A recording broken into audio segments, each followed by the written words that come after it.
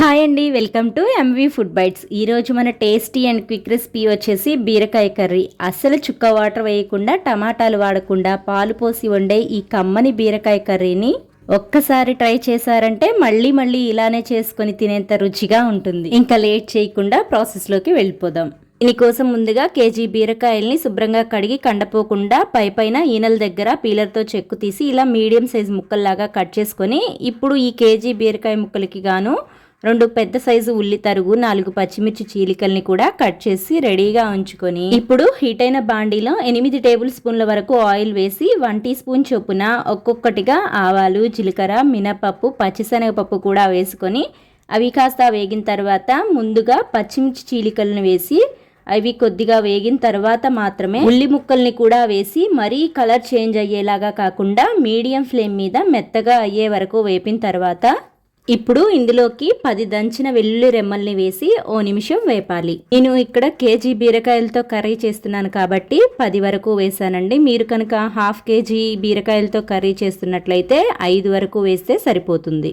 ఇప్పుడు ఇందులోకి బీరకాయ ముక్కల్ని కూడా వేసి వెంటనే ఉప్పు, పసుపు లాంటివి ఏమీ వేయకుండా హై ఫ్లేమ్ మీద ఓ నిమిషం వేపి మూత పెట్టి హై ఫ్లేమ్ మీద 5 నిమిషాలు మగ్గిస్తూ మధ్య మధ్యలో మూత తీసి కలుపుకున్నారంటే మనకి బీరకాయలోని వాటర్ అంతా ఎగిరిపోయి ఆయిల్లో చక్కగా వేగి కర్రీ మంచి టేస్టీగా వస్తుంది.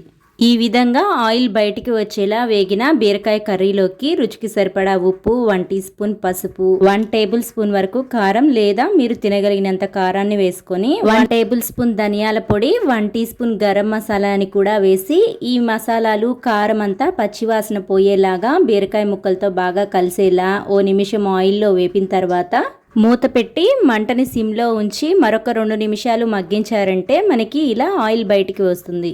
ఇప్పుడు ఈ కర్రీ రుచిని పెంచే మన మెయిన్ ఇంగ్రీడియంట్ వచ్చేసి కాచి చల్లార్చిన పాలని కప్పు లేదా గ్లాసు నిండుగా పోసుకొని ఓసారి కలిపి 4 to 5 మినిట్స్ మీడియం ఫ్లేమ్ మీద ఉడికించారంటే మనకి కర్రీ ఇలా దగ్గర పడి చిక్కని గ్రేవీ లాగా తయారయ్యి ఆయిల్ బయటికి వస్తుంది. ఇలా ఆయిల్ బయటికి వచ్చిన తర్వాత స్టవ్ ఆఫ్ చేసి సర్వ్ చేసుకోవటమే. అంతేనండి, ఎంతో ఈజీగా టేస్టీగా ఉండే ఈ కమ్మని బీరకాయ కర్రీని మీరు ట్రై చేసి మీకు ఎలా వచ్చిందో కామెంట్ చేయండి. రెసిపీ నచ్చితే లైక్ చేసి మీ ఫ్రెండ్స్ అండ్ ఫ్యామిలీ మెంబర్స్కి షేర్ చేయండి. ఇలాంటి మరిన్ని సింపుల్ అండ్ క్విక్ రెసిపీస్ కోసం మన ఎంవి ఫుడ్ బైట్స్ ఛానల్ని సబ్స్క్రైబ్ చేసి ఫాలో అవ్వండి.